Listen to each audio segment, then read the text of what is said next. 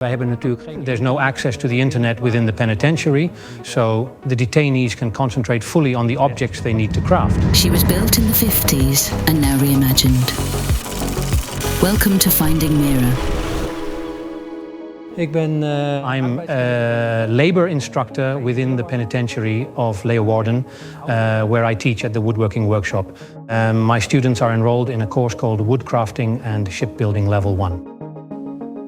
Through a collaboration with Feadship, the detainees have a chance to work at their yard once their sentence is finished. Naar buiten komen om hier dan ook een werkplek te krijgen. En ja, dat is... For us as an organization, this is very encouraging because it really shows the impact of our reintegration project. In beeld en ook tastbaar. Ze hebben uiteindelijk... In the end, the detainees were able to build 4 benches for the cockpit of the Mira while serving their sentence. The process involved Feadship, regularly sending us photos of the ship's progress, which I would put up on the wall of our workshop, so the detainees could see how the Mira was coming along, even though they are not able to leave the penitentiary. Seeing those photos gives them the motivation to keep learning a new craft.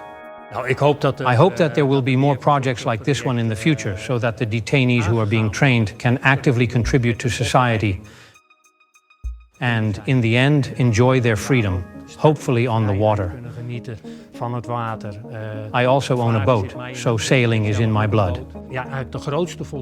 The greatest satisfaction in my line of work is sharing my knowledge and seeing it reflected in a yacht like the Mira, gliding over the water. Hier in het water ligt en voorbij schiet. Amazing, geweldig.